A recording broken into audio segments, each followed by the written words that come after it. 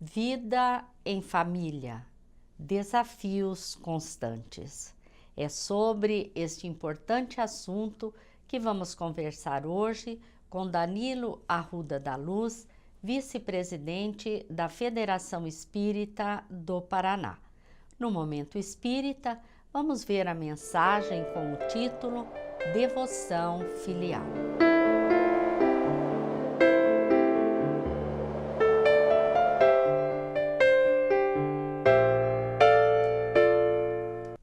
A palavra família pode ser conceituada num sentido mais restrito, constituído pelos nossos familiares consanguíneos, como num sentido mais amplo, representado por agrupamentos de espíritos afins, quer intelectual, quer moralmente.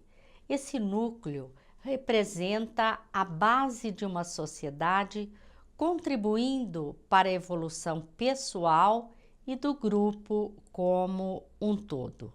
Danilo Arruda da Luz está conosco para nos falar sobre este assunto. Mas agora vamos ver o Momento Espírita.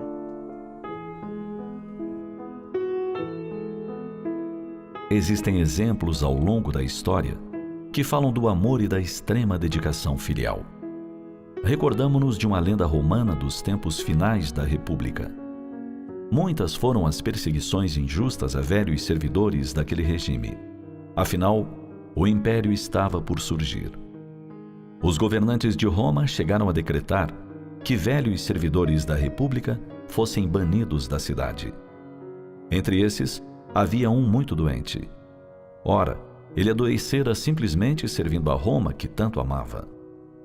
Por isso mesmo decidiu, apesar da insistência do filho, que não sairia da cidade. Velho estava, pensou, e doente. Se deveria aguardar a morte, por que fazê-lo distante das terras que tanto amava e que servira com total dedicação? Preferiria morrer em sua própria cama. Chegou finalmente a noite do último dia que lhe era permitido ficar. Se fosse apanhado dentro dos muros de Roma, após o prazo, seria morto. O filho tornou a insistir para que o pai se salvasse. Sei que você nem consegue andar, meu pai, mas eu o carregarei. Deixe-me cuidar de você. Reunirei todas as minhas forças para levá-lo para fora da cidade. Tanto insistiu que o pai acabou por ceder. O rapaz carregou a preciosa carga às costas e seguiu pelas ruas de Roma.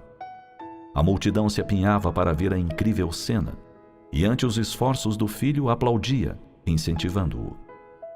Os poderosos simplesmente olhavam. De certa forma, se comoveram e decidiram não interferir. Aproximava-se a hora em que o velho seria morto se fosse encontrado dentro dos muros da cidade, e era ainda grande a distância que separava os dois do portão. As forças estavam quase no fim. O rapaz se curvava ante o peso do fardo. Mesmo assim avançava, devagar, lento. E a multidão aplaudia. Conseguiu sair da cidade nos últimos instantes do prazo. Porém, o velho cônsul ainda não estava a salvo. Era preciso deixar as terras romanas. Encoberto pelas sombras da noite, Ápios carregou seu pai até a praia, onde embarcaram para outras terras a salvo. Para que nunca fosse esquecido esse gesto de amor filial, ele foi inscrito nos anais da quase extinta República Romana.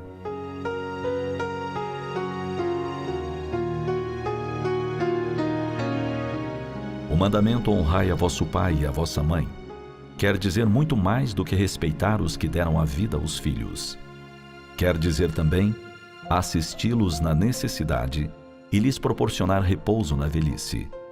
Cercá-los de cuidados como eles fizeram com os pequenos no período da infância. Esse dever se estende naturalmente às pessoas que fazem as vezes de pai e de mãe, as quais tanto maior mérito têm por abrigarem os filhos alheios em seu seio, alimentando-os com seu amor e carinho. Os filhos devem aos pais não só o estritamente necessário, devem-lhes também os pequenos nada e supérfluos, os cuidados amáveis, os agradinhos que, ao final, não são mais do que apenas o retorno do que receberam em sua infância e juventude. Este, o verdadeiro sentido do mandamento do Decálogo. Devoção filial.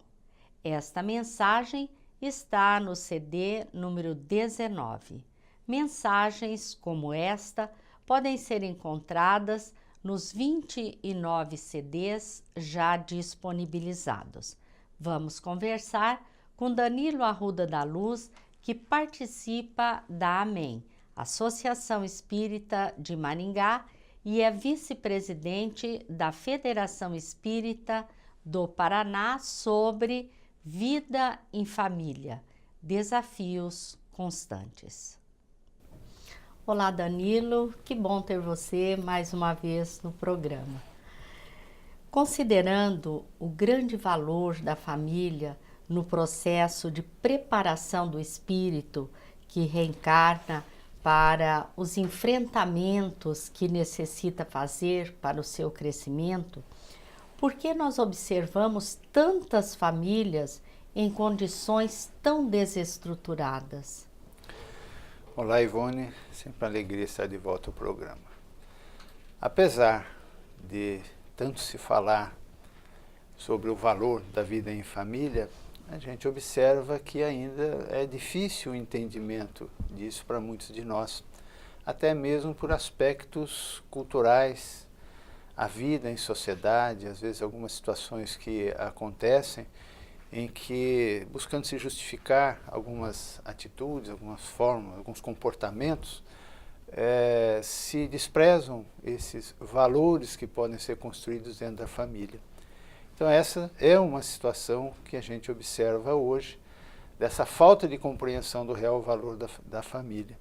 Mas também entendemos que isso é uma experiência na qual o espírito, mergulhando na Terra inúmeras vezes, irá extraindo, vai percebendo, vai compreendendo que a vida em família tem um sentido, tem um objetivo, tem um valor que é fundamental no sucesso da sua reencarnação. Então nós temos que dar tempo para que os espíritos possam, nas experiências contínuas, chegar a esta conclusão, extrair esse ensinamento de vida em família.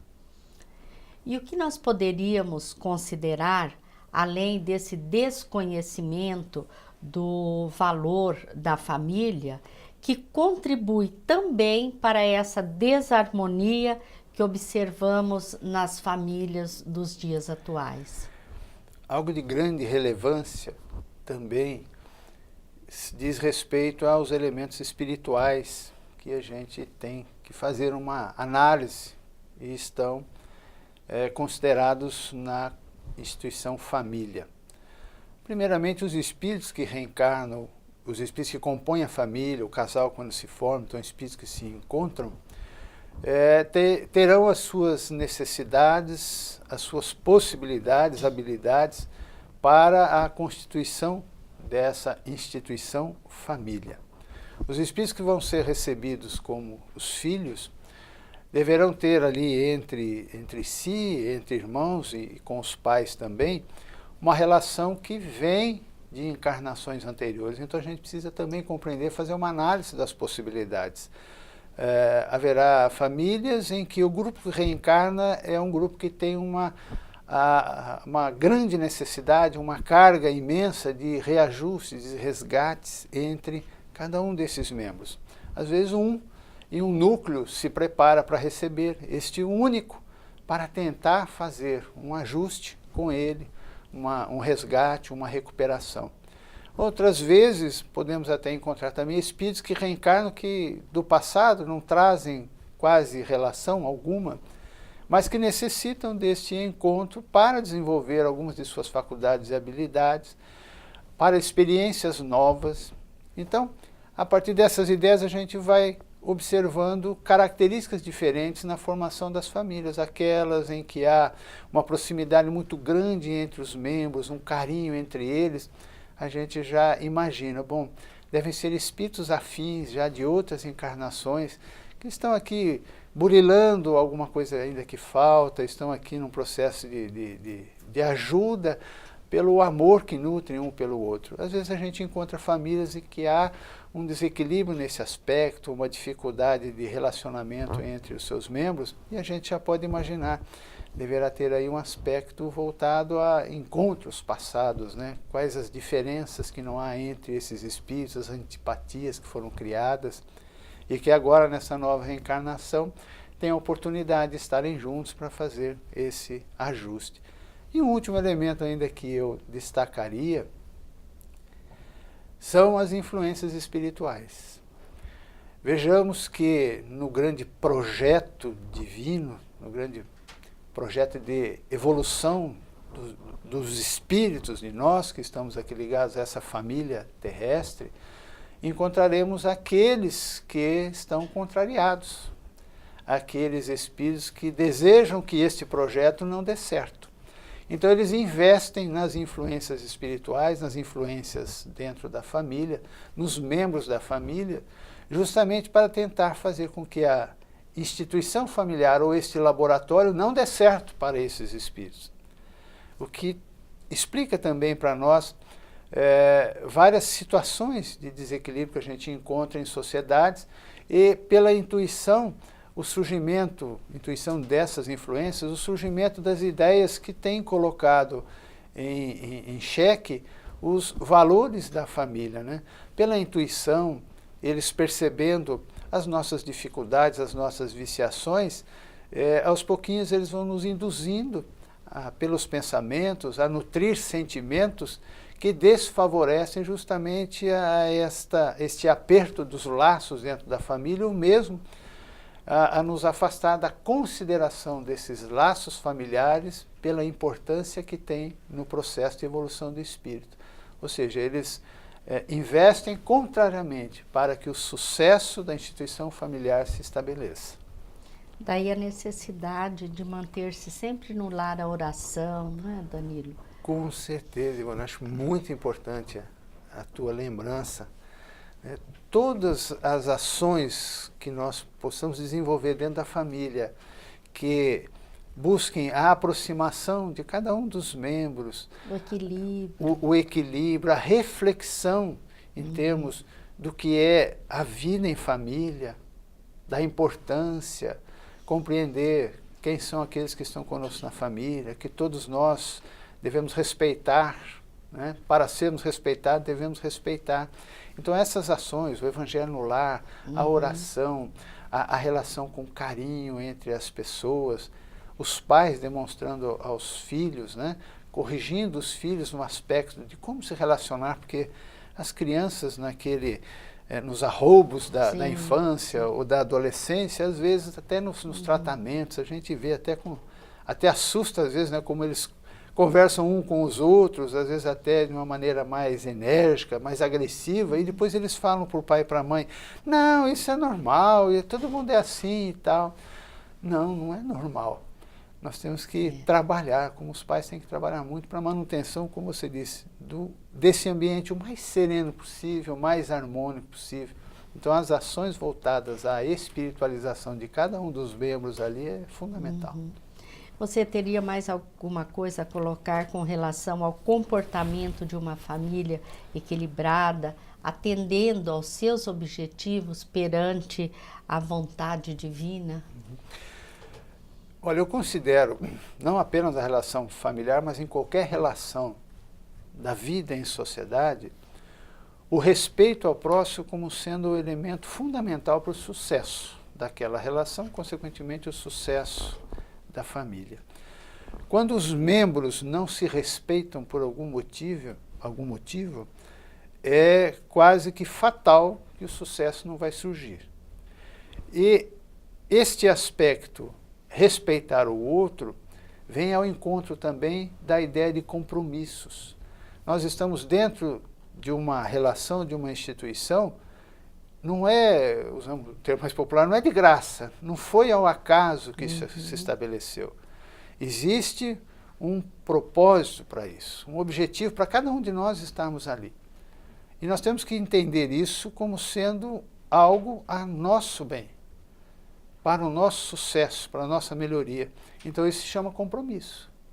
Então nós temos que entender que na relação dentro da família, cada um de nós tem um compromisso. Os pais entre eles, os pais com os filhos com os pais e filhos, irmãos com irmãos. Há compromissos ali a serem saudados, resgatados. E se não houver o respeito entre cada um desses membros da família, dificilmente se conseguirá manter equilíbrio.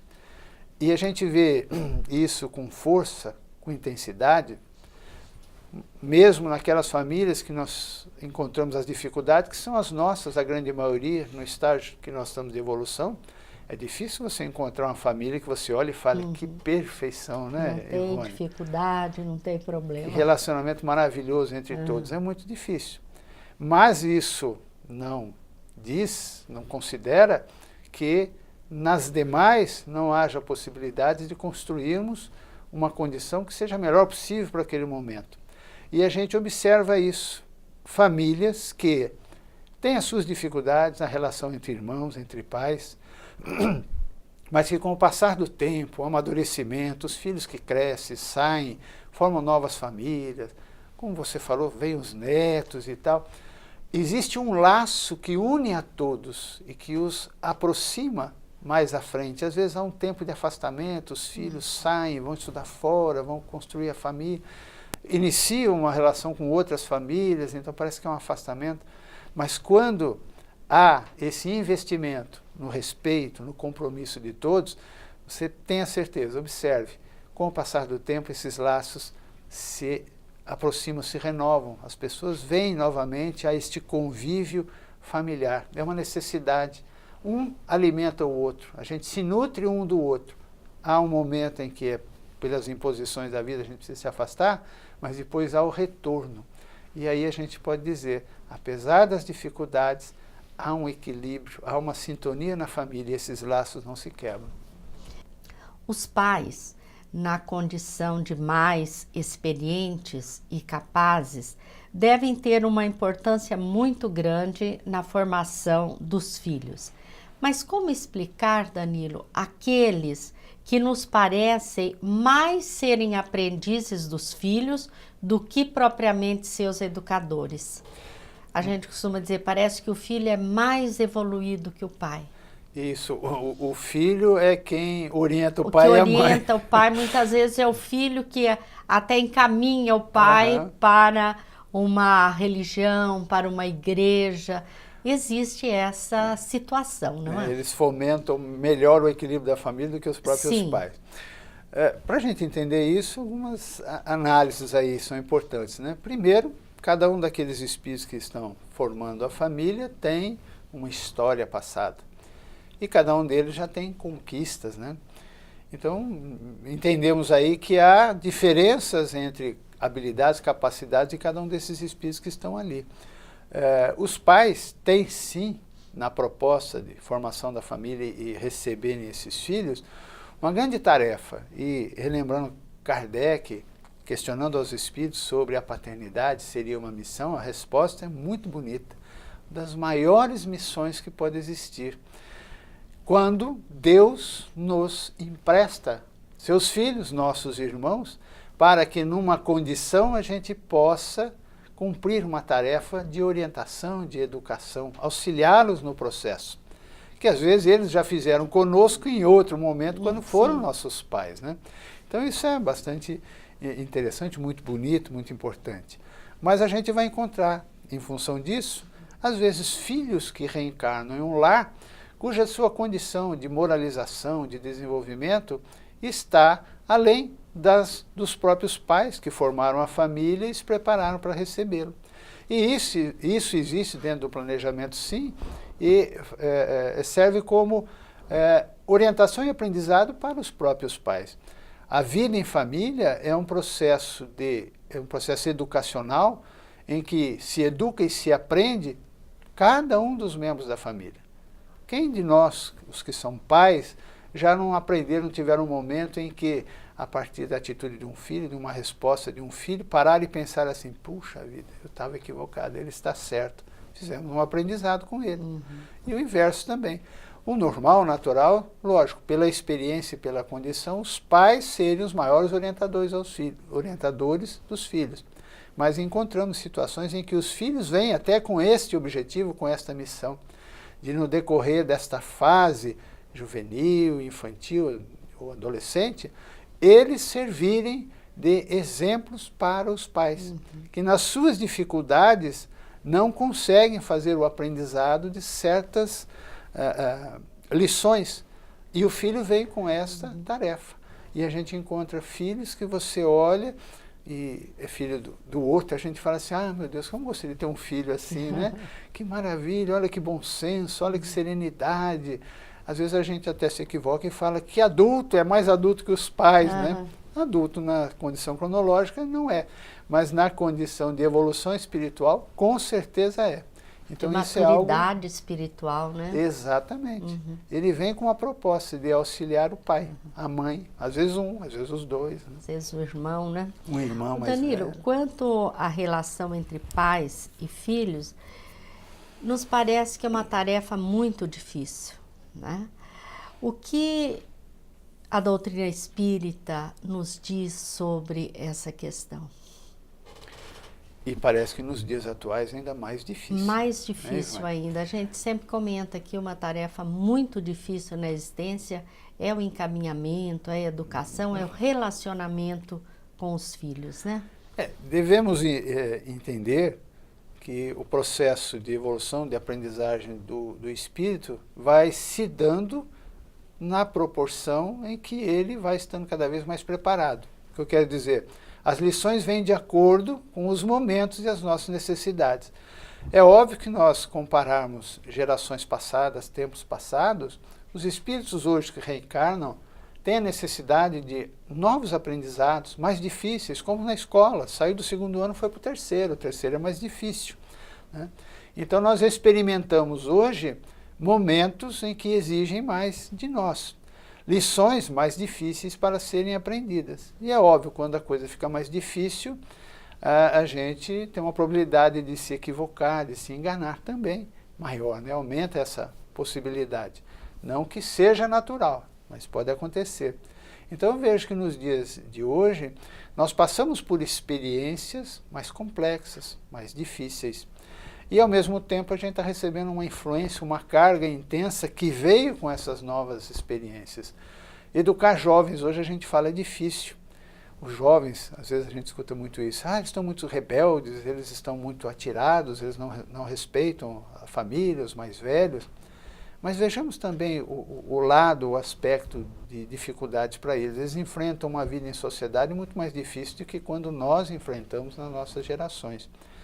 As dificuldades inerentes ao progresso, ao crescimento, à evolução. E eles recebem uma carga de estímulos, tanto para o lado da ação no bem, quanto o oposto também, de intensidade muito maior. Então, é importantíssimo que a família se prepare, os pais se preparem para poder estar ao lado desses jovens, darem apoio a esses jovens, poderem compreender as suas dificuldades, terem a energia nos momentos necessários para coibir certas coisas, para orientar ao que é mais adequado, mais correto. Isso exige também dos pais, maior preparo, né? Então, às vezes a gente fala, está tão difícil, mas se a gente observar como nós temos feito, com propriedade, com profundidade, a gente pode observar equívocos que a gente está cometendo. Sim. Às vezes, pelas nossas dificuldades, a gente tenta ajustar esse processo de educar o filho para atender também a nossa necessidade, né? Nossa dificuldade. E às vezes a gente se equivoca.